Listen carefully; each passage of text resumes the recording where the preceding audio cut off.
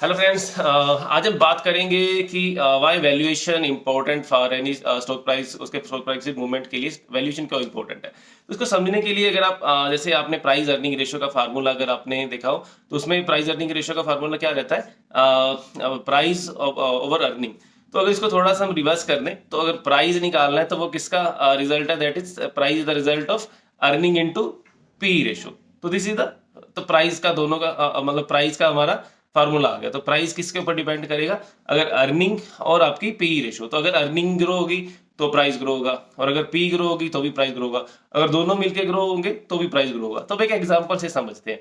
तो जैसे आपका मान लीजिए किसी स्टॉक की पी रेशियो पी है आपकी सॉरी ईपीएस है 10 रुपीज और उसकी P ratio is 50 rupees 50x। तो उसका स्टॉक प्राइस हो गया मान लीजिए 500। तो 10 इंटू 50 आपका 500 स्टॉक प्राइस हो गया।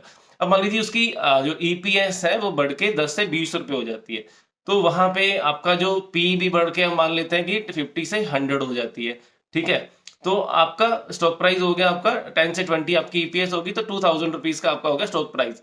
तो इट मीन्स कि आपका जो स्टॉक प्राइस था 500 से बढ़ के 2000, दैट इज 4x हो गया।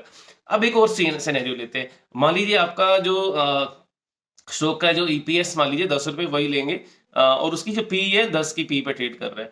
ठीक है। और तो उसका स्टॉक प्राइस क्या होगा 100 रुपीज। तो अब उसमें भी मान लीजिए आपका ईपीएस जो बढ़ के 10 रुपए से 20 रुपए हो जाती है। अब उस स्टॉक का भी मान लीजिए पी 100 की मिलती है तो वो आपका स्टॉक प्राइस हो जाता है 2000 का। तो वहां पे आपका 20x का रिटर्न बनता है, जो कि उससे आपके जो 4 टाइम बना था वहां पे उससे 5 गुना और ज्यादा है। तो this is the key valuation, हम इससे समझ सकते हैं वैल्यूएशन मैटर करती है।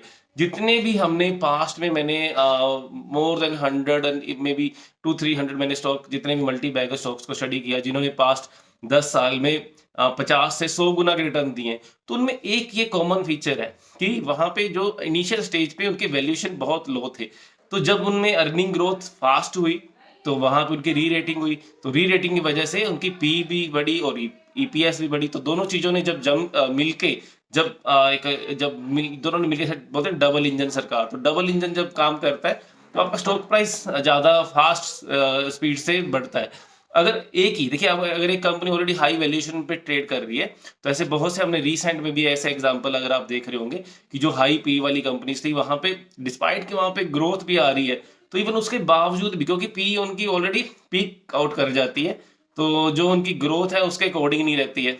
तो इस वजह से आपका वो स्टॉक प्राइस में आपको मतलब रिटर्न नहीं मिलते हैं। तो दिस इज द कि जब भी आप कोई स्टॉक बाय करते हैं तो उसमें वैल्यूएशन का ध्यान दीजिए। बाकी ठीक है, आप जो भी फिलोसफी आप फॉलो करते हैं, मे बी देखिए कई बार ऐसा होता है कि स्टॉक प्राइस हाई वैल्यूएशन है, कई लोग बोलते हैं कि वैल्यूएशन हाई है तो वो और हाई होगा। ठीक है, जो लो वैल्यूएशन है किसी रीजन के कारण लो है, लेकिन आपको ऐसी चीजें आइडेंटिफाई करनी है जहां पे कि अभी वैल्यूएशन लो है और बाद में उनकी री रेटिंग हो सकती है, बाद में उनकी अगर ग्रोथ रेट वहां पे आपको लग रहा है कि बढ़ सकती है तो वहां पे आपके रिटर्न के चांसेस बढ़ जाते हैं। सो आगे से जब भी आप बाय करिए तो वैल्यूएशन का ध्यान रखिए। अदरवाइज आपका पैसा है, आपकी मर्जी है। Thank you very much.